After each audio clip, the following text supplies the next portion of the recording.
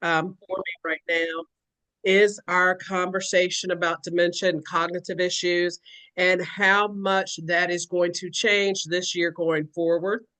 We are very much so also advocating caregiver support bills that we're trying to push through, also getting medical care for people that are in crisis situations, dealing with dementia and having them being safely in facilities. I want to make sure everybody understands if you see the information about new bills, new information, please support them because that's a lot of the ways that the span gets their money. A lot of the ways Alzheimer's gets their money is through people advocating for support and care of our community. And I love the work that the span does, and I keep having to focus my words and not say the seniors connection. That's why I've always known the best. So I have to retrain my brain. It We're takes a going to have a minute. We're still wonderful. getting used to it too. I'll give conversations. I say the senior. I'll be like, no, the span now.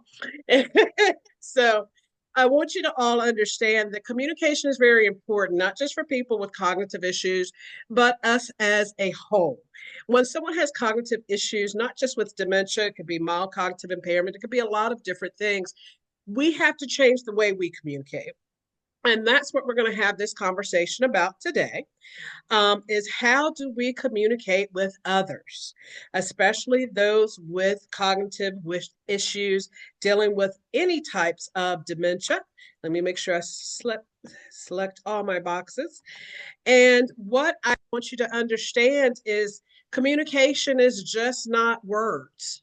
We have to make sure that we understand it encompasses a whole thing, a whole lot.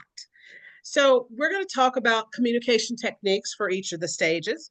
We're going to talk about aging issues that also interfere with our communication. And we're going to demonstrate techniques to connect with the person with dementia. We're going to list specific communication techniques to use with someone diagnosed with dementia. We know, and let me try to move this toolbar down. We all know that there's stages for dementia. You have early, middle, and late. We understand that that whole time span starts acting about 20 to 30 years before we ever step into a doctor's office. So 20 to 30 years, there are physiological and biological changes going on in your brain. One of the reasons that we're teaching and talking about prevention, and we're going as far back as high school and college, is that there are more ways that you can prevent getting dementia than there are to get dementia. So we want to make sure that people understand that those changes are starting before we even hit our 50s, our 40s, even. Those times in our lives when we're out there having our best times and partying and maybe not getting enough sleep and not eating the right food. But it's important that we look at our whole lifespan and not wait until we get older to try to change. But anything that you do amongst your lifespan, even if you're in the mild cognitive impairment stage or in dementia, it is important that you reduce those risks. There are a lot of modifiable risks, and that's another conversation we'll be having one day. But we want you to understand that in the early stage, it's the 2 to 4 years leading up to and including diagnosis. The person may realize they have a memory loss, but they're covering it up. They're making sure that nobody finds out, and they deny that anything is wrong. Now, their immediate contacts, families, friends, coworkers can tell there's been a change in the person's behavior, their personality, and maybe they're functioning, they're not following through on steps, but they deny that anything's wrong. Because let's face it, we as wonderful human beings that we are, we make accommodations for our family members, our loved ones, and our coworkers. We blame it on not getting enough sleep, which is also a risk factor for dementia. But it's also a lot of things that we could look at. But I always say to family and to friends, start keeping track of those changes you see. So when they do go into that primary care provider, they are able to give an actual list of this is what I'm seeing. In that early stage, you have short term memory loss of recent events. Familiar tasks can become difficult. And when we say familiar tasks, cooking, washing clothes, setting the kitchen table, it could be also maybe getting lost in familiar places. I've been going to the Publix forever, but I have my grocery list and I'm looking at it and I don't remember how to get to the frozen vegetables, or is that over there with the milk? So the things that I've always been doing, they're becoming harder. problem solving becomes difficult.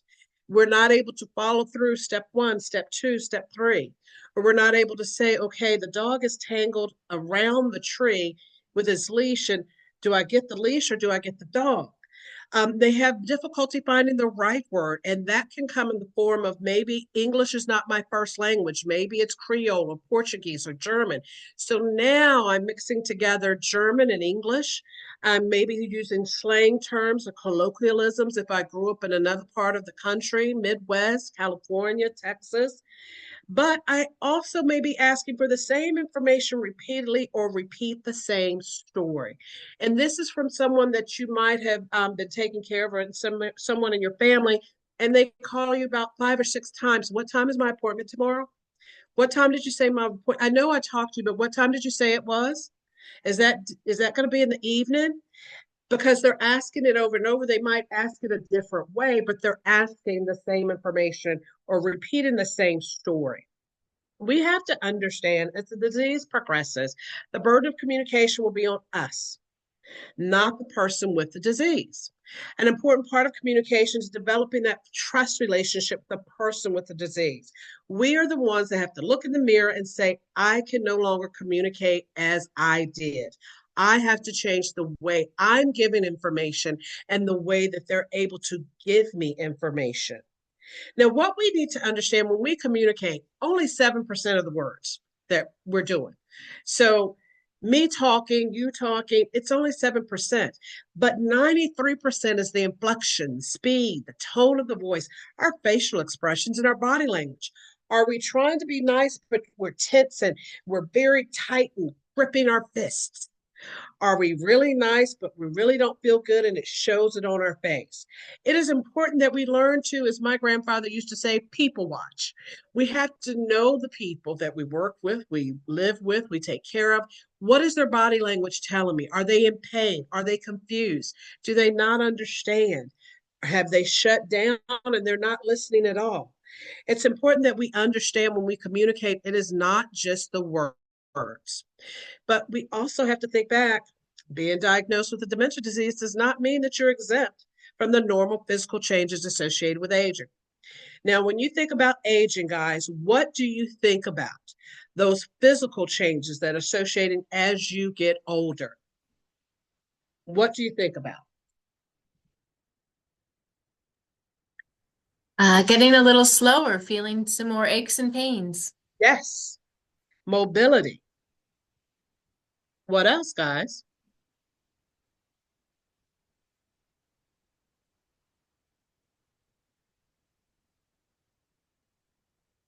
Normal sleep disturbances. I can go on and on. Anyone I else? I'm always, sure other people have ideas too, but I would say also sleep disturbances. Sometimes it gets harder to sleep a full night. yeah, and we have to also think about when you're saying mobility, we have to think about also seeing our eyesight. We have to realize our eyes relay information to our brain about our surroundings. It lets us know, are we safe or are we not safe? Do we recognize this person? Where am I driving to? Do I need to pull to the right or to the left? We have to also remember hearing is a safety issue. Am I hearing the train coming down the track? Am I hearing the person yelling at me to stop? Don't move. We have to also think about those normal things that are happening to us as we age. So not only am I having cognitive issues, I may also have eyesight that is failing. I might have glaucoma, cataracts. My hearing might be affected. I might hear high notes, but I don't hear low notes. My tasting may be affected. So I'm not only tasting sugar and sweet and bitter, I'm tasting just salty stuff. So that's the reason why I only want to eat salty stuff, because that's the only thing I can feel. The touch and mobility, we have to think about that only not only just deals with mobility, we have to think about grasping cups, a steering wheel, opening a door, refrigerator door, turning the knobs on the kitchen stove, opening the door to the kitchen, punching the buttons on the microwave. And then when we think about walking, do I feel the ground underneath my feet? Am I able to press down on the brake and brake accordingly? Do I feel that brake underneath my foot? Smell. Do I smell smoke? Have I taken away some of those olfactory bulbs inside of my nose. Maybe I worked at a chemical plant, or maybe I was responsible for painting. So all of those years, I don't have a whole lot of those receptors in my nose. So maybe I don't smell things as I should. So we have to think about those things that are happening to us normally, and then add on top dementia. But we have to always understand and never ever forget that the person with dementia never loses their feelings, emotions, or their sense of self. They are still the totality of their experiences, what they've done in life, where they've grown up. In the early stages, the person with the disease may understand most conversations. And let's think about that. An average conversation with anybody that you meet on the street, in the Walmart, at church, it is about 2 to 3 minutes. When you sit down and actually time that, it's a long span of time. But it's also with two people that are giving and receiving, giving and receiving. And we just talked about in the relationship with dementia and communication, we are in charge of that information, of sending it. We might not give it the way we send it, but we are now responsible for most of that conversation. They may have strong social skills that appear to be normal and maintain the appearance of not having a dementia disease during brief interactions, appear to know what they're saying, but unable to complete the thought. They may be saying, I grew up, my dad and was my sister, and we had a dog, and I think we had a farm. I can't remember where that was, but it was beautiful. So they can remember things all around the subject of where I grew up at, but they may not remember the town. We also have to understand they may have a difficulty finding the right word or making up words. They have difficulty following some long and complex conversations. If you're ever sitting around in a family, I used to laugh about this in my family, my grandmother, my aunt, my mom, all of us are sitting in the room, but there's 4 or 5 different conversations going on at all these different times. And we have to understand that when we're in that situation, we're able to follow. Mom's talking about this, Granny is talking about this, my mom said this, the kids came in and said that. But when you have cognitive issues, it's hard for you to follow those conversations that's swirling around in the room. And they get to the point where they're just not responding because they can't keep up with what is being said and talked about. So we have to understand that we have to keep our communication short, simple, concise. We have a wonderful partnership with TIPA Snow nationally. We also have one with her locally through Riverside Healthcare.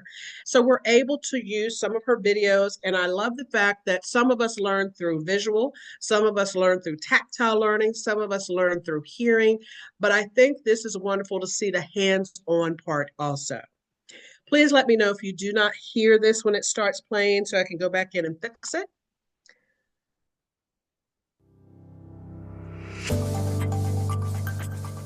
Hey, Mom. Can I get you a drink? Huh? Can I get you a drink? A drink? Yeah. Yeah. I'm sure. gonna have water. Would you like water or something else? What else is there? I see that you have coffee. Oh, coffee. Okay, might Yeah, you I'll want do coffee. A refill? Have we got decaf? Looks like we do. Oh, that's right. We've got the one that's labeled Yep. because it's easier to find than when you're looking for it. Right, the orange one. Yeah, the orange one. And then I remember that it's the decaf one. Yeah. I was looking at this before. Yeah. You'll need to take the lid off to I drink. will. This is a particularly interesting but unusual cookbook. Yes, it's the autoimmune protocol. My book. Oh, your book. Well, it has some very odd receipts in it. Yeah, odd receipts. Yeah. See, these are some of them. There was one that it was a something, you cook it in the wintertime. Well, so here, mashed sweet potatoes. Mm-hmm. But I don't know that I would make it because you need solid cooking fat. And I don't have any solid cooking fat. Solid cooking fat. Yeah. I and must you have missed melt this it, recipe. And you have to have sea salt. And I don't, look, this is natural salt, but not sea salt. I wonder what the difference is. Well, it's supposed to be the one it's supposed to be, it says. Well, Mom, Yeah. maybe we need to make a grocery list if we want to try this. Well, I don't know. Would you we eat got- it if I made it? I would. I'm not putting this on it. You're not putting that on it. What's that Is called? that- The kind is, what is kind? Is that rosemary? Or maybe? maybe. I don't know, but I wouldn't put it on there because then you have to eat it. Well, you know what? What? We won't put it on the list then. Okay then. Drink right. your water. It's good for All you. right. Cheers. Cheers.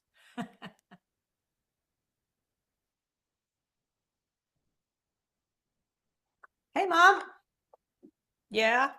want something to drink? What? Well, look. We got all kinds What of do stuff you here. What do you want me to do? Pick something to drink. Oh, to I drink. thought you might be thirsty. Well, no, I'm fine. You're fine. Yeah. Well, okay. Well, I'm going to have some I'm- water. I'm busy. We're gonna what? I'm going to have some water. Some Well, water okay. for me. You have water. Yeah. Look, So, this is winter squash soup, yep. Winter squash soup. That's right. but I don't have the kind that it says. The kind. Can I get something to drink? I just asked you if you wanted something to drink. Well, I don't want water though. Yeah, well, there's a whole I refrigerator. don't drink soda. You know I don't drink soda. Well, there's water in there, or I know you like coffee. Well, then I'll have coffee. Well, okay then. Let's. I don't know why you're being so ugly Be- about it. I'm- All I want is coffee. I'm I not- don't want water. I'm I not don't. trying to be ugly. I Well, asked you before, and you. Well, give me a just didn't cup say then, and what you I'll wanted. get some coffee. Well, I mean, your coffee cup's almost full, so Oh. You can't put too much in there. Well, you must have moved it because it I didn't wasn't. move it. Well, it's not where I am, and I've been here. Well, it's where you put it. It, I Never don't know what's mind. going on with you this morning, but and I don't know. This is a worthless book. Never mind. well, I like the way you're treating my cookbook. Well, then take it with you and Give go it to on. me. That's fine. All right. Well, what do I do now? Whatever you want.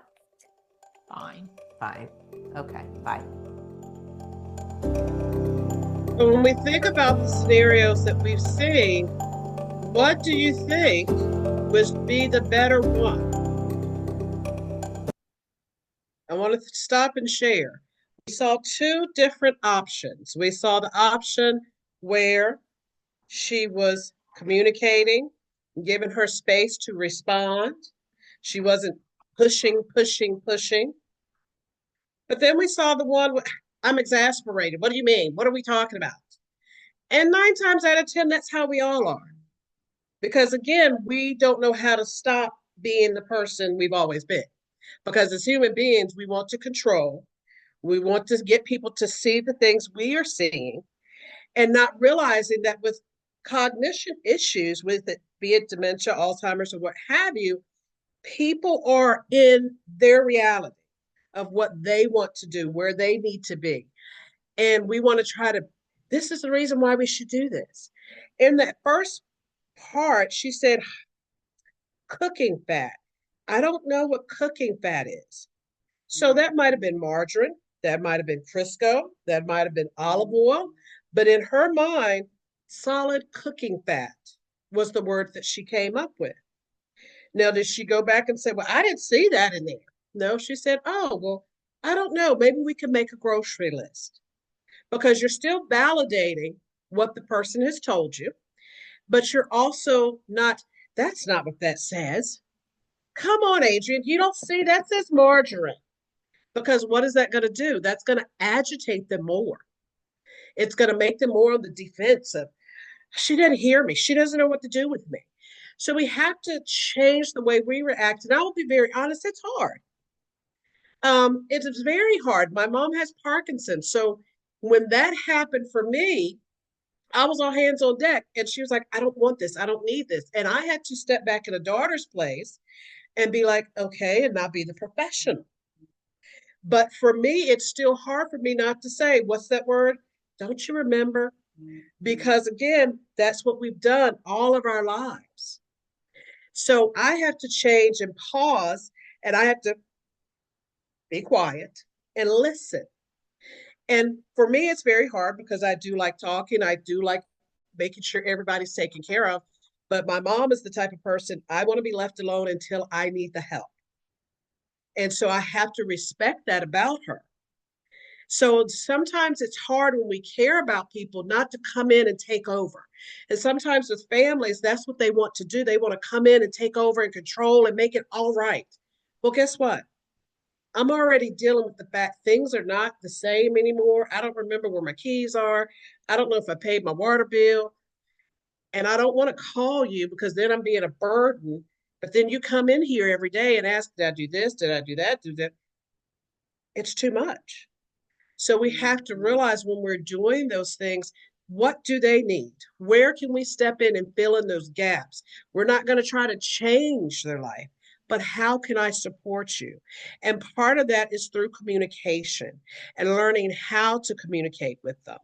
So in that middle stage, we have to realize that that's the longest stage. It can last up to 2 to 10 years after diagnosis. Now, we already said that 20 to 30 years before anybody ever realizes, oops, I'm having some issues, we're having those biological changes. So we need to realize that during that time, I haven't gone to the doctor, I haven't talked to anybody. Okay, I'll be fine. But then I'm realizing I have some issues. I might need to go to the doctor now because I can't remember how to do certain things. And I don't want to have to keep calling my daughter. I don't want to have to keep talking to her. And then they keep questioning. So now I've gone to the doctor. This is that middle stage. And depending on my health before I got dementia, did I have high blood pressure, diabetes? Did I have vascular issues? What was going on with me? That can last anywhere from 2 to 10 years after diagnosis. So we have to realize that this is usually the longest stage. And for families, this is sometimes the time they start deciding, can and is it safe for mom and dad to be at home? So they have increasing short-term memory loss. They're doing more repetitive statements and movements. This is when they're moving things around the house. They're taking in, and it's that same washcloth or that same dishcloth, and they're refolding it and putting it down again. They're having problems with recognition. Is this the toothpaste or is this my shower gel? They're unable to organize their thoughts to be in a, as we perceive it, to be a correct sentence structure. They have perceptual problems. This might be where you're having paranoia. I had a client that it was a husband and a wife, and she was further along in her cognition and dementia than he was.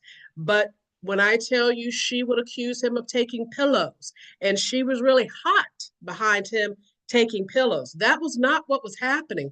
But in her mind, that was her perception. Difficulty with steps to complete a task. And we're not talking about balancing checkbooks. We're talking about I'm making a cup of coffee. What do I do to make a cup of coffee? I have to wash my clothes. I put them in the washing machine. I take them out. I put them in the dryer. Okay, they're dry, but where did these socks go? And whose shirts are these? They're having more difficulty finding the right words. They're making up words. And again, they can go back to their colloquialisms, their slang terms, or other terms that they have picked up in other languages. Loss of impulse control. Our frontal temporal lobe is, yes, this is a place of our make it make sense, our if then statements, our reasoning. So that is what is happening if you're seeing that loss of impulse control, not being able to reason as well. That frontal temporal part of their brain is falling away. So if they see something, they want it, they're going to get it. And it doesn't have to be things of value. It could be the pretty new shiny pen. It could be that nice napkin, because I don't have napkins like this at home. Or, ooh, that is a pretty piece of construction paper. We have to understand it does not have to do with money. It's just that they see things, they touch it, they want it. Difficulty expressing symptoms of medical conditions. So when we think about that, we can all say, my stomach is cramping. Oh, it feels so tight. That person may say, somebody's beating me in my belly. Or if they have a headache, it is like rocks and boulders just pounding in my head. Or if they have diarrhea, each time I get up out the sink, stuff is coming out my butt because they cannot remember those words. Or if they have no verbal capabilities at this point, they may pull down their pants because they have a rash, but they cannot say it itches, it hurts, I can't go to the bathroom. But they may pull their pants down to show you, hey, I don't know what's going on, but somebody needs to look at this because they are no longer able to put that in a sentence structure. So we have to think about those things when we're in the middle stage. They also, like I said, the impulse control, difficulty making choices from multiple sources. You saw in that second part of the video with Teepa and the daughter, she's like, what do you want? She opened up the whole refrigerator, and Teepa's like, well, I don't, what are you having? Well, I'm having water, but what do you want? It was too many choices. They should have only 1 to 2 choices because it helps them not be so distracted, not so frustrated, and going, well, if I make the wrong choice, is she going to be upset? But have I had that before? What would you like, water or would you like tea? I heard that you like sweet tea with just a bit of lemon. You want to try that today? They may confabulate information that may make up a story and appear to know what they are talking about. This is, I watched the first 48, I went to sleep, had a dream, I woke up. Guess what? First 48 in my dream has been combined, and that's what happened last night. They may accuse others of taking things of value. And again, when we talk about impulse control and all of that, things of value are things that are valuable to them. It does not have to have a monetary amount assigned to it. It's what they feel in their mind is of value. They may become agitated or respond with a blank stare because they no longer understand, or there's too many words and conversations going on. And were we talking about going to get something to eat, or were we going to the grocery store? I know it's something about food, but I'm not really sure. So we have to understand communication is becoming more difficult, and we now have to help them with that communication. So when we think about communication and helping them, we have to think about, again, ourselves. We love to be validated. We love to people to hear us, to recognize what we're saying. That does not stop when we get to be an older adult. That does not stop because we have some form of dementia. We all want to be seen and heard. And this is how, through communication, we can respond to them in validation of their reality. Key word, their reality, not yours, their reality.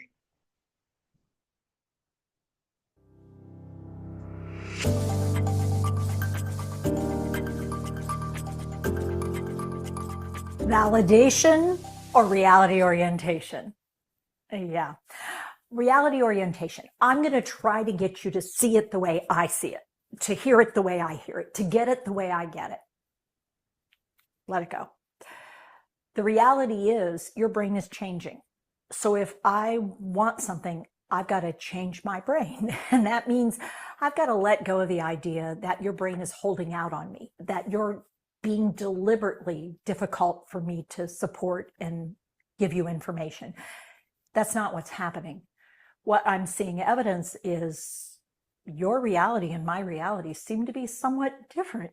You're seeing things in a very different way than I'm seeing. You're hearing things differently than I'm hearing them. You're experiencing life different than I'm experiencing life. Wow. So step one, wow, this is different. And then I've got to decide, can I validate you, the human being? Can I acknowledge, wow, so you're thinking this, so you're seeing this.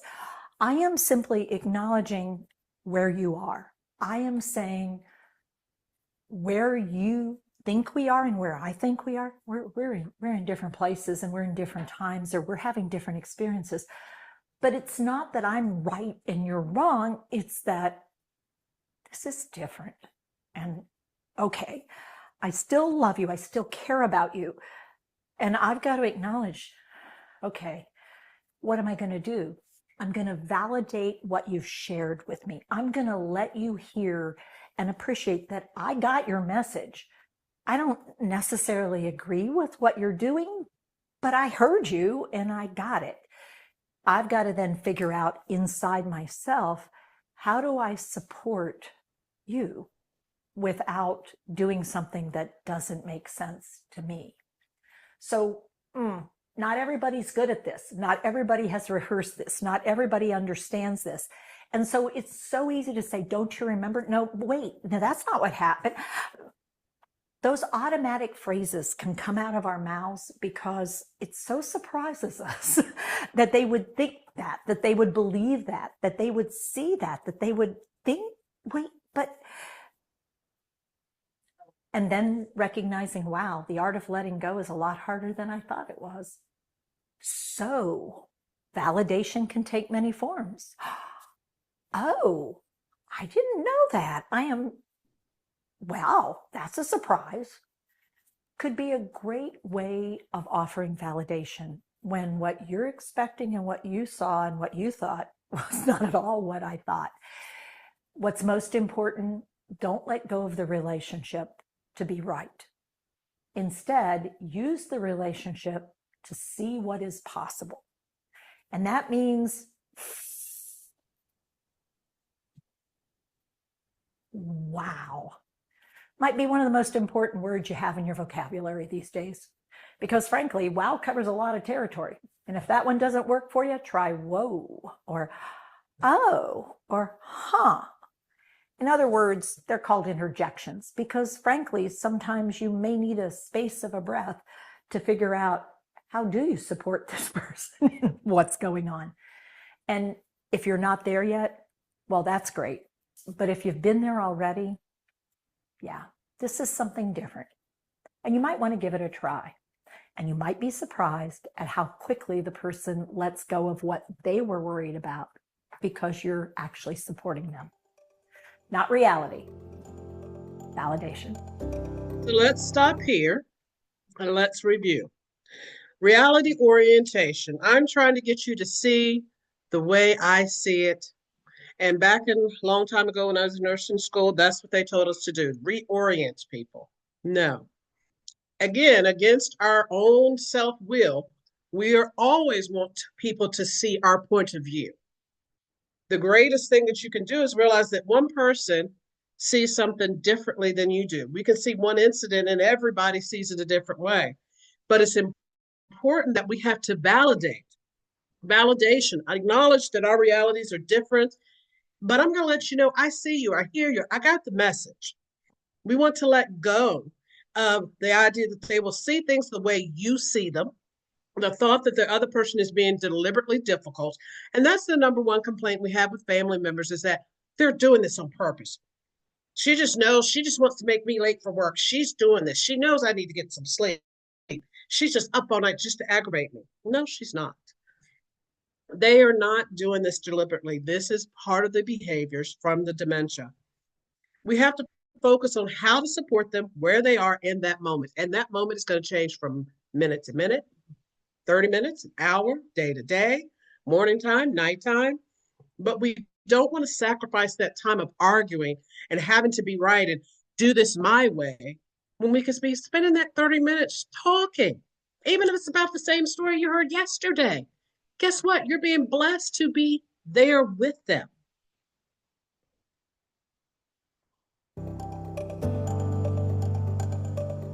So validation is what we want for them and the people that we're talking to. Then the key words. And like I said, it's very hard to train yourself to change and say those different things. You want to say, whoa, wow, oh, uh-oh, that's interesting. You don't want to say, it didn't happen that way. Don't you remember? You're wrong. We just talked about that. Do I have to tell you again? And again, we're all guilty of that because that's our makeup. But we have to change. Then you want to say, well, I didn't know that's how you felt. Okay. Well, that's a surprise. I didn't know that that's how it happened. Tell me more. You're wanting to know if we're going to the food place or we're going to get a meal. Okay, now I understand why you're confused. I get it because we were not clear.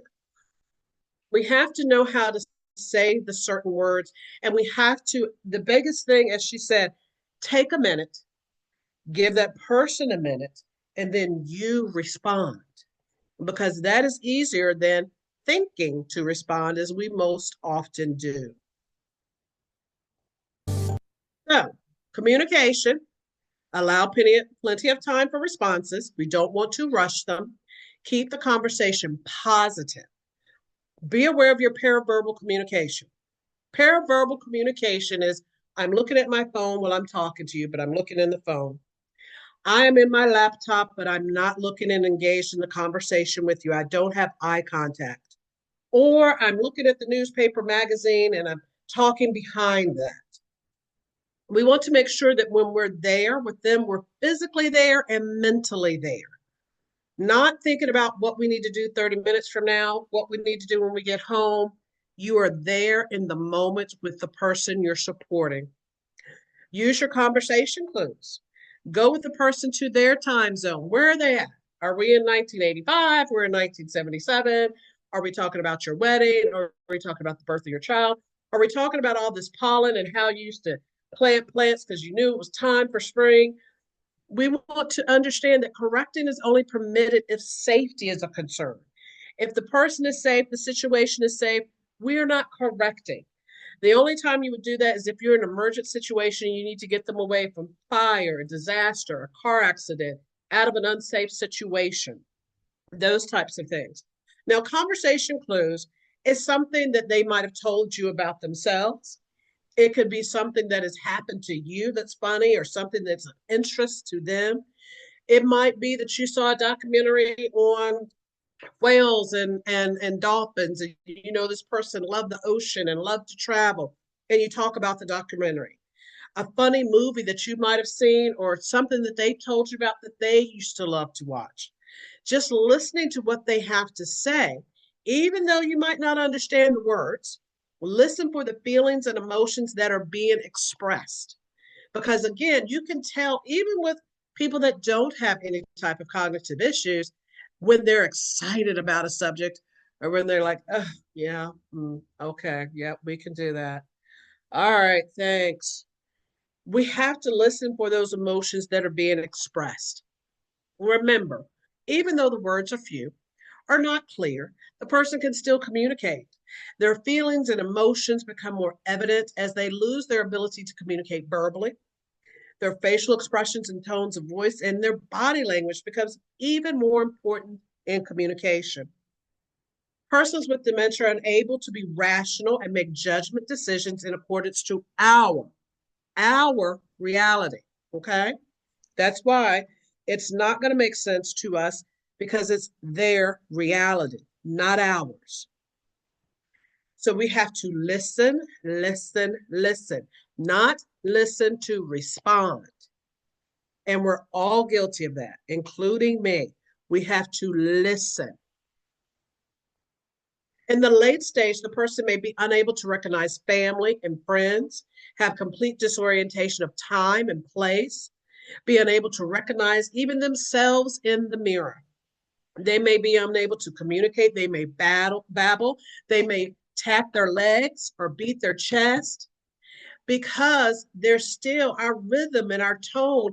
Those are the things. That's why when you have activities and you do things like line dancing and music and things, those things are the last to leave us, rhythm and hearing. So those things are still connecting people that are nonverbal. There's a wonderful YouTube video. It's called Alive Inside, and it talks about how music can take someone that is nonverbal and they will start singing a song. They will responding better because that music is stimulating their brain. There's been studies done at Johns Hopkins about music and the brain and how that helps different dementia clients and patients communicate. Okay, thank you for being here. So we have to understand that it's important to understand even when the words are few, we have to realize we can still engage with them with compassion and skills. So we're going to watch another wonderful video again, seeing how it looks in action with Miss Teepa Snow.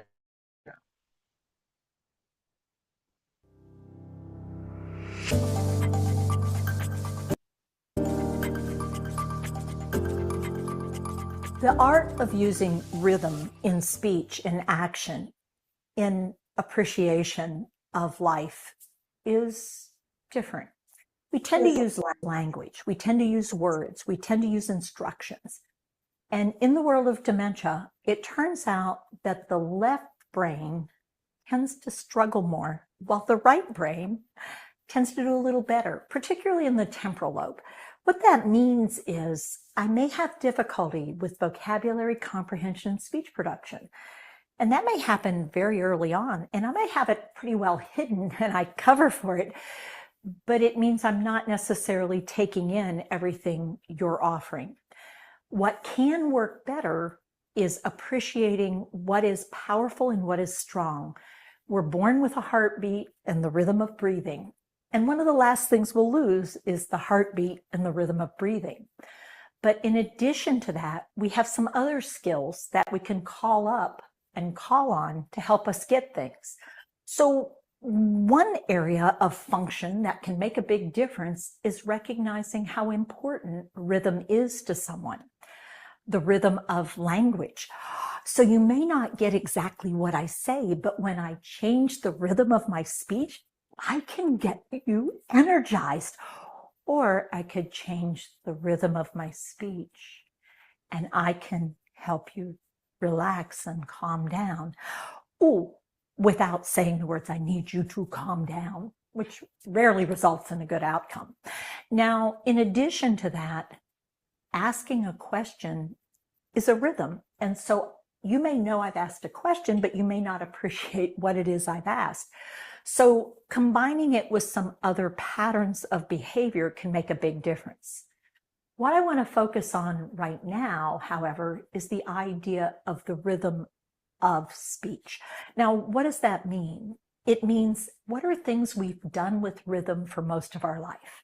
And the answer is music, poetry or rhyming, prayer for many people, and, might I add, counting. 1, 2, 3. And it's called fill in the blank. So what can happen is the gift that I keep in many, many cases in dementia is the ability to pick up on rhythm and to follow your lead, or create a rhythm and you follow my lead. In other words, it's a way of connecting and moving forward that both of us can use, but I have to get skilled at it. And for some of us, it's easier than others. It's a skill set like any other. Now, you may notice I have a lot of rhythm in my voice. What that means is I've learned the art of pausing. I've learned the art of using my face, of using the rhythm of movement in combination with voice, not as a distractor, but as an information deliverer. So I could say, ooh, a drink? Now, all that was a rhythm. And I gave you one word, a drink, two, I guess. But what you were able to do is recognize I was asking a question. Would you like something to drink? And I led into it with this rhythm of movement, which for many people represents a cup tipping to your mouth. And then I looked and I said, a drink? Question. And I wait for the answer, because part of the rhythm is your response pattern. And I can modify my pace to match your abilities. In other words, we have to get in rhythm together. This isn't everybody's cup of tea nor skill set, but I encourage you to think about developing this ability. because it turns out for most people living with dementia, rhythm is an essential part of connection. And connection is communication. And communication gives us the opportunity to be in relationship. So if you need some support, ask for help, because not getting the help you need when you need it won't make things better. It'll just frustrate both of you. So try it out, see what happens, and if you need something more, seek it out. It turns out there are people out there who could help you. So when we're talking about this, we have to understand it's a traditional language. Left temporal lobe function becomes less accessible. But the rhythm of speech and movement, that right temporal lobe right up above your ears, becomes more important. And as she said, and we talked about, it includes music and poetry, prayer, counting, rhyming, even reading the Bible or favorite books to them can help with this shifts in energy. It can energize them, it can relax them. You can do essential oils, you can change the lighting. You want to use rhythm and voice and then movement to deliver information, modify pace to match the abilities. It enhances connection and communication when the access to vocabulary and comprehension and speech production are shifting. So it's very important that we're still engaging the brain. We're still using the tools that we have in our toolkit to help them communicate, to help us communicate, and to provide more good days than bad days. That is why it's so important that we are thinking about ways to engage that brain.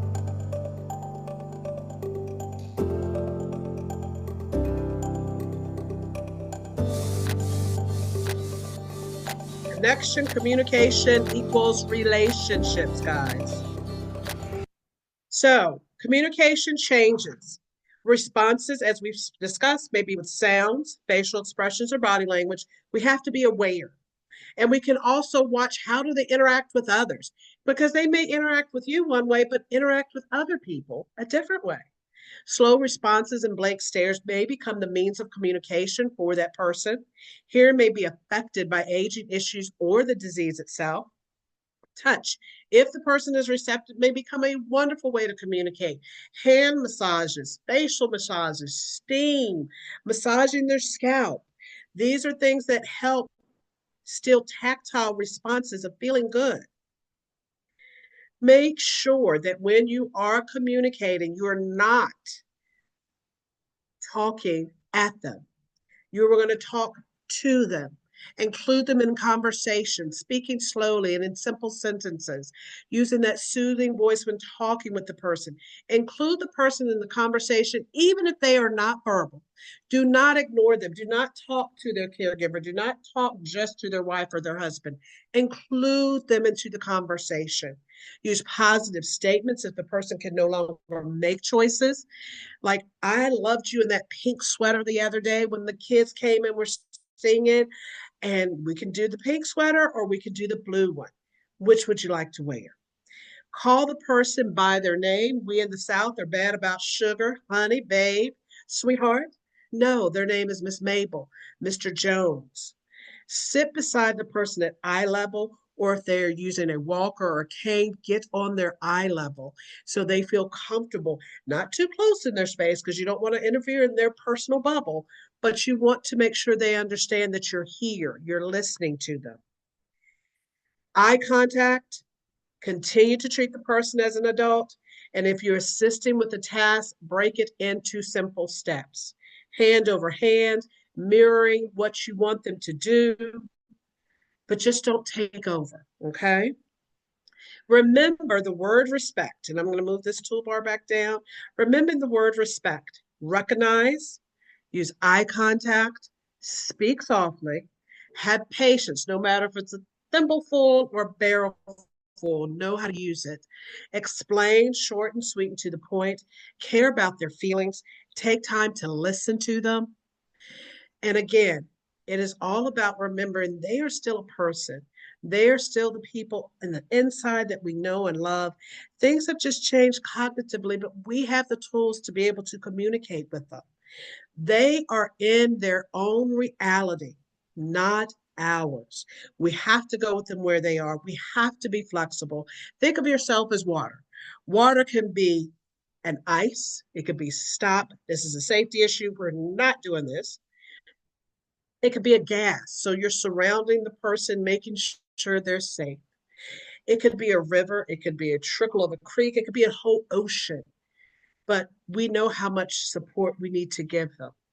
So we have to understand to be flexible. And of course, if you have any questions, please make sure you can call the SPAN Center for referrals and resources within your area. You can call the Alzheimer's Association. We have real life clinicians, just like SPAN Center does, that will help families, even if they're out of state, help coordinate efforts in state, out of state. They will all still be on the same accord. We have wonderful resources on our website in regards to support groups that we have, be it in churches, library groups. We have online support groups. So if the person does not feel comfortable being in person, they can be part of an online group and be anonymous. But again, and if you need paper, pamphlets, PDFs, lists, how to start that comfortable conversation, we have that also. So is there any questions about anything we discussed or anything we didn't discuss? I'd just like to say real quick, this is just a wonderful opportunity for you caregivers on the call to ask truly any questions you have about any issues you're having with your care partner or situations you're not quite sure to handle. Sharon is an expert and can really, really help you work through some of those things. So I would encourage you to speak up now. Sharon, I have a quick question. Yes. What do you recommend when you take your loved one out in public? Because this is one of my biggest challenges and fears. And they do respond inappropriately. And at that point, it's very uncomfortable and I don't know what to say, what to do. So I find myself staying home in fear of that happening again. But I know surely there's a way around it. And someone had said in one of the support groups, they carry little cards, like business cards, that say, "Hey, my husband has aphasia and That dementia." is true. And I was thinking of that, but I don't know. I just wanted to see what your thoughts were on that. Thank you. So when you say inappropriate, is it inappropriate outbursts or there's a cuss words? What inappropriate? If you don't mind sharing. If you Yeah. do, I understand. No, that's fine. One time at the airport, it was a swear word that set off a chain of horrible reactions. So now, traveling unfortunately appears to be out. Another time, it was just reacting kind of irritated and loud with the grandchildren. And, people don't understand that it's not Papa, that's not him. This is his disease. But then you find yourself like, what do? I don't want him to think anything bad's happening here. So there's that aspect as well. So two of those situations have one thing in common. The airport with the overhead talking and the bustling and all the sounds going all at the same time can be very, very irritating. I actually do a conversation I did for an airport in Roanoke, Virginia, and we talked about traveling with people with dementia and how to make your airport dementia friendly and accommodating. So we can talk about that. And then the other thing with the kids and everything around, again, that was a lot of commotion and a lot of things going on. And that was probably a little bit too stimulating for him. So I would probably try number one, maybe if you can, if they have a better time of the day, morning or evening, to go out and do things with them, or also do things that have less people in the mix. So it is more of a calming, not as overstimulating. Thank you. Yeah, we did go out to dinner for Taco Tuesday yesterday, and they all did well. We made it out of there in and out in a little over an hour, and no harm done to anybody. That's good. That's good. And like I said, sometimes does this person have hearing aids or no? No. Mm-mm. Okay, because sometimes you can turn down the hearing aids when you're in all those public spaces, so you're not hearing everything. But sometimes if it's up to you how you, because it seems like he's getting overstimulated at times, and that's what's causing the behaviors. But there is also on our website a way to give you some pointers on how to travel with persons with dementia. I don't want you to stop traveling because that's wonderful.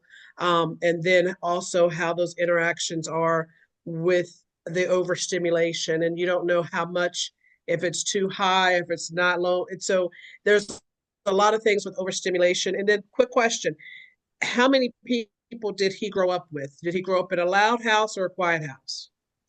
Three sisters and himself and mom and dad. And he was always Okay, and picking how on them. many? And so, how many besides you are siblings? Three. Okay, so he's used to that small number. Anything more than that is probably agitated, because we all grew up in a loud house or a quiet house. So when there's too much commotion going on, we're like, what the world is going on? But if we're used to being in a loud house and it gets quiet, we're like, well, why is everybody quiet? Why is everybody talking? This doesn't feel safe. So you have to also think about the total picture of that. Yeah. Thank you. No problem. Miss Kelly Cox, I think I see your hand up. Yes, thank you. I don't know if Yeah. my camera's gonna work, but we'll try it. Yeah, I don't Okay. see it doing anything here, but I am the caregiver for my 81-year-old mother and my 99-year-old grandmother. Oh, They bless. both have they both have two different types of dementia. My grandmother has um the late stage Alzheimer's dementia, Mm-hmm. and my mother has uh, Parkinson's disease with Lewy body dementia. Hmm. So my mom is more on um, the the calm, weepy, emotional side, and my grandmother is on the aggressive Alzheimer's aggressive side. Leave me Mm-hmm. alone. Don't call me. Don't check on me. I just want to be by myself. And, you know, my mom and I live together in our family home. So we're moving my grandmother here to our house. And it's very difficult for my grandmother. So I'm listening to everything and I feel like such a bad person because I have a traumatic brain injury myself. And one of my fears is that I'm going to have dementia because I see things in me just like you were showing, and I see them in my mom and in my grandmother. And right now in my brain, I'm kind of freaking out. I'm like, should I get someone else to be the caregiver because I'm maybe struggling with some of this myself? I don't know what to do. First of all, I would make sure you're following up with your doctor in regards to your traumatic brain injury.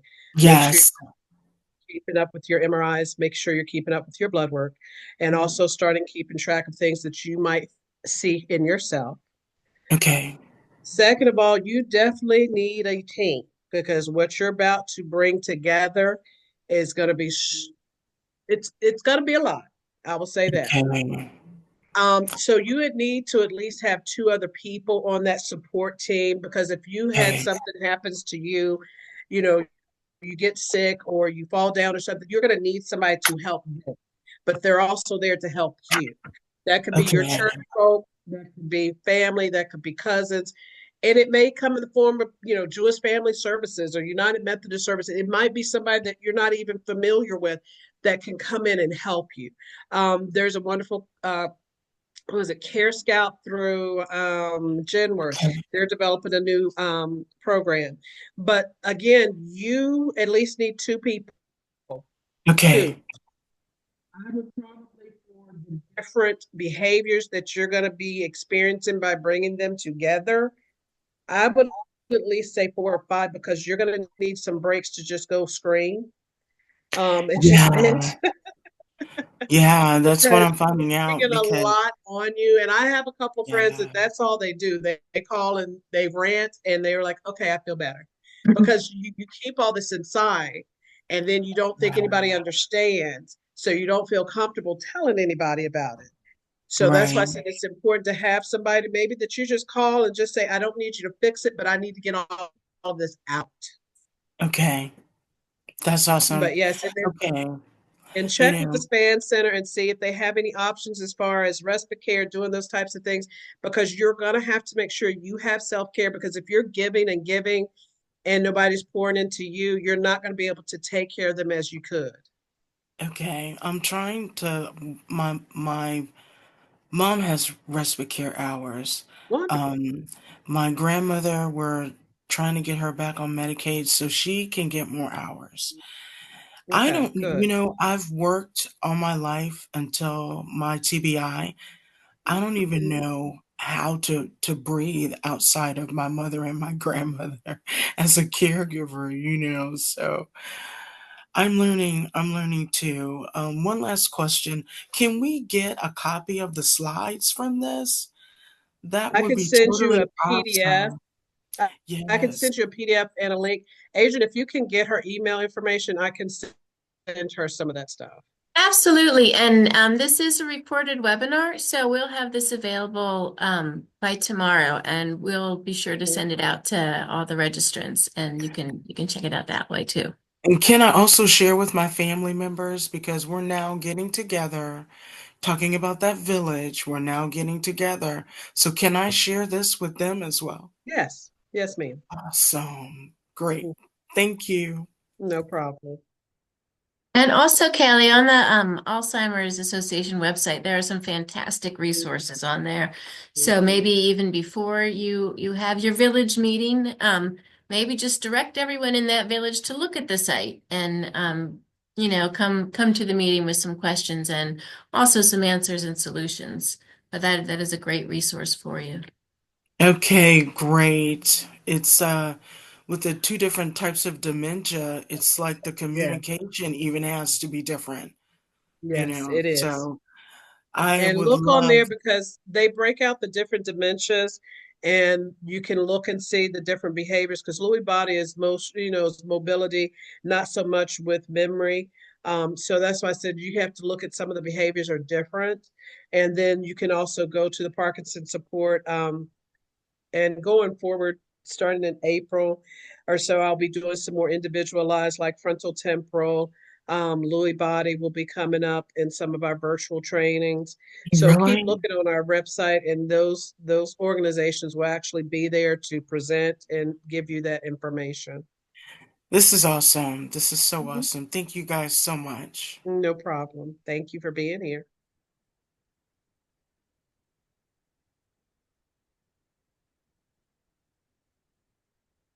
Well, while we're waiting for other people to ask questions, I just wanted to say what I really appreciated, Sharon, was you repeating that this is hard and this is not normal. This way of validating versus trying to pull people back into our reality, especially what you said about your training as a nurse when you're trying to reorient. That's not working now. So that was great that you really emphasized that because this is really hard to do. It You got is. to It's switch hard. the way that you've always communicated.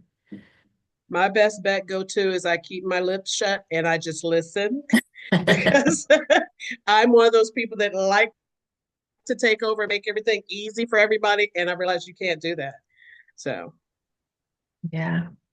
I think you also made a really good point when you're talking about communication of the person with Alzheimer's. They can't tell you often that they do have a tummy ache, that their ankle hurts, that they have a headache. And so it is so important to just watch, observe, and listen and try to be like a detective, figuring out what's going on. Why are they having this reaction? It's that not is very you, true. it's them. It's Yeah. not, it's you. And then the thing about it is you have to understand that we take for granted so many things that are so hard for them. Brushing their teeth, putting on their clothes, buttoning a shirt, zipping pants.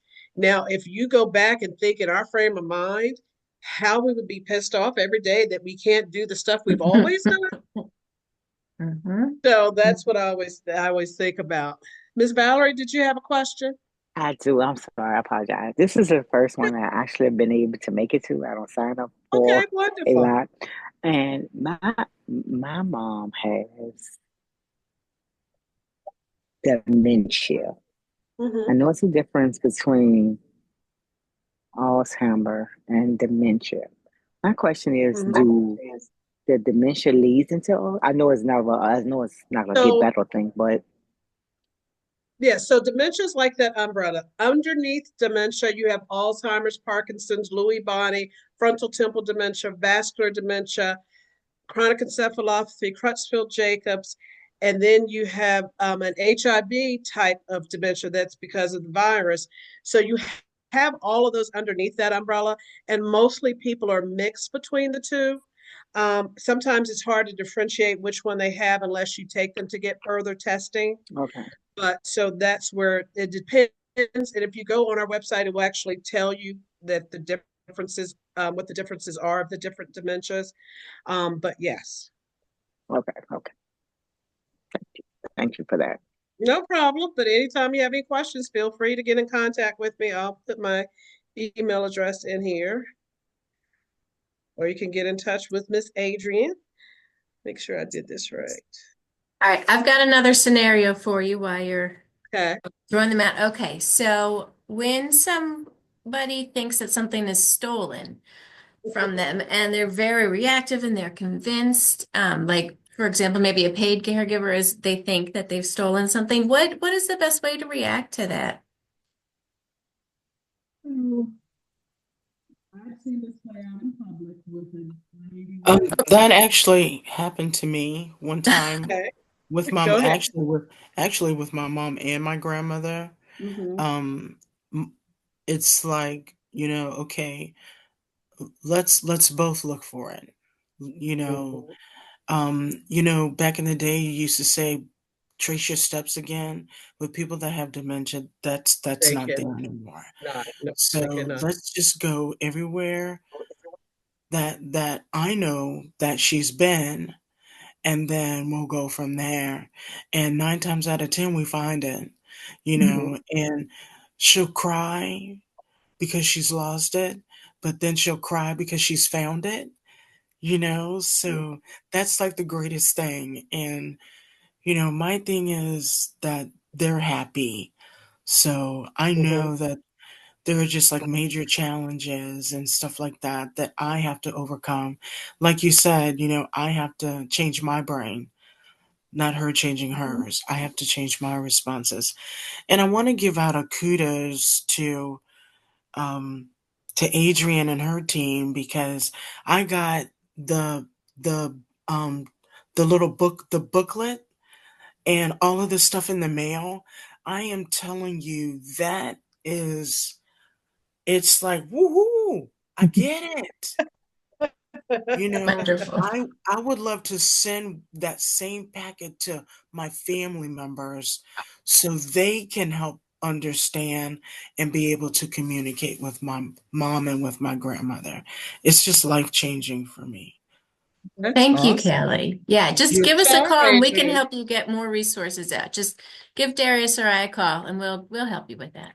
all right, great. Thank you. Sorry I have so many questions. I'm just Oh, like you're fine. This is what we're here for. What this I is like will say, Nirvana. if it's something like glasses, a jacket or coat or something that you can buy multiples of, that's Mm. what I would have just on hand because I had a gentleman that was a client of mine and he was always using glasses. So we went and got an extra pair that me and his grandsons knew where it was at. So if he lost the one pair, we were like, so here's your other pair so you can find those instead of him, like she said, getting in this tizzy. Another family member, an extended family member, we were at Chuck E. Cheese and she thought this lady had her jacket. And you're talking about Chuck E. Cheese clearing out because she was adamant that this lady had her jacket. We eventually convinced her, let's go home because I don't think she has your jacket. Your jacket is home. So she was able to move from that public space. But like I said, that was a whole thing. And so when they get in their mind that that's somebody that is their thing, you're going to have to be able to redirect. You're going to have to be able to having to redirect them. And that is one thing that I will say. Always think about that. If it's a favorite jacket, a favorite pair of something, have multiples if you can. If you cannot, be able to have at least 5 things that you can use to redirect them. Let's go home, or that favorite child is called and they're waiting for you. You're at home. Something that will be able to redirect them out of that situation so it doesn't keep escalating. Miss Judy Elliott, you have your hands up. Hello. Let me see if I can unmute you. Okay, I think I might have done it. Okay. Can you hear Okay. me? Yes, we can. Yeah, I have a question. It's my mother-in-law that has Alzheimer's, and when I'm over there at the house, I notice sometimes that if I'm not doing an activity with her, she just kind of roams around the house, you know. Mhm. And I'm worried that she's doing that a lot when I'm not there, because her husband's watching TV, and the other two people, her son and her other daughter-in-law, are in the other part of the house. Are there any activities that she could do by her, when are there things that I could, maybe suggest to her husband for, things for her to keep her maybe a little busy and not roaming around There are options. How is she dexterity wise with her hands? with her hands? Mhm. She's kind of towards she's kind of in the the stage that she's in, it's maybe, is it like if you had stage 3, she's like in the end part of stage 2. So is she still able to feed herself and things of that nature? Yes, she's able to do all that. We just recently had to start helping her with showers. Okay. So there's painting. There's also there, if you go online and look up Lego Play, Lego Serious Play, there's a lady, and I'm trying to bring her to Richmond. Her name is Loretta Benny, and she does Lego Play for dementia. Okay. She's based out of Maryland, but she goes online and she posts a lot of things. And before I saw her, when I was up in Culpeper, we presented at a caregiver summit up there. I never would have put Legos and dementia clients together. But when I've been to Standardsville, yes, went to Standardsville, Virginia, and presented together. And when I tell you, we had 2 sessions full of dementia clients that were using their Legos to build whatever they wanted, or it could be directed. So you might could get like a little small bag of Legos that she can play with. You can also, like I said, paints. Paints are a wonderful thing. And then does she like listening maybe to music or books on tape? Any of She those things? does. She does, but how do I encourage him to do these? You know what I mean? Because she Yeah, doesn't think to go get these you things. might have to drive that yourself. You might really have to Okay. drive that yourself. Make it about a gift. Make it about this is the thing that I want you to do till I see you again. What can you paint for me? What can you make me? And we'll, or then, sometimes do that activity with her. Um, Right. those are things that you could do. Maybe even clay, as long as she knows not to eat it. Those types of things. Right. Again, you have to think about when they see certain things. But those are all still tactile things. And then also, you might want to create, maybe her room needs to be like maybe lower lighting, that you could adjust so she can get in the mood of going to sleep. Um, Okay. that's one thing. And again, I will say this, and as the lady was talking, sometimes you have to have a family meeting and say, this is what we need to do. Yeah, I And think I I need to have always, that. yeah, and I always pose safety first, because what if she's up at night and she falls and y'all are not being aware? We need to have, motion sensor lights around the house. We need to, thank you.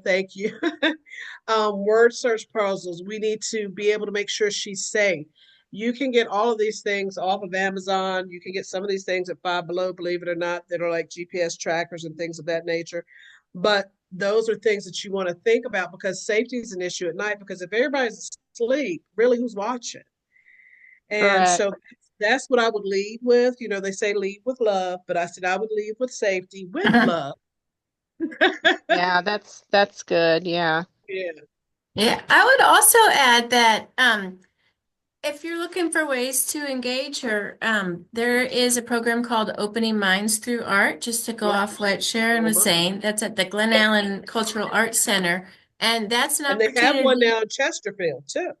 I heard that. I don't have Yes. information on where that, I don't have the details on that yet, but I did put the one for Yes. Glen Allen in the Mhm. chat. And that's where you can go with your care partner and they can do art and really explore that tactile stuff.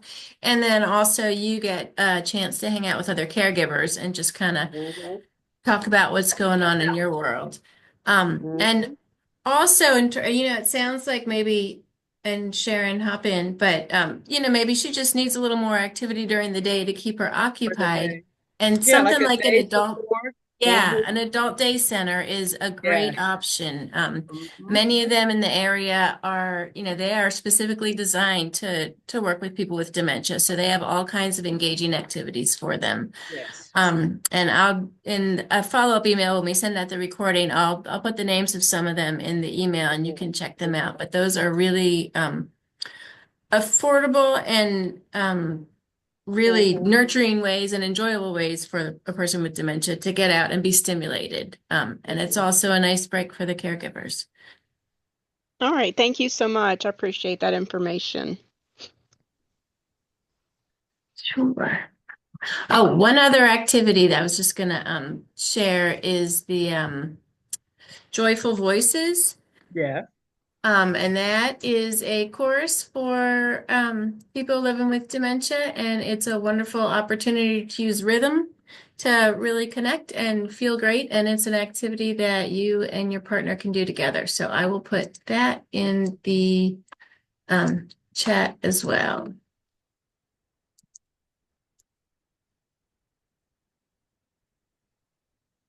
And I see Darius put in there the support groups in the area, which is really helpful that are from the Alzheimer's Association. Yes. We have about 5 minutes left. Does anyone have any burning questions while we have an expert with us? If not, you can always reach out to me and I can connect you with Sharon or she put her email there. But now's your chance.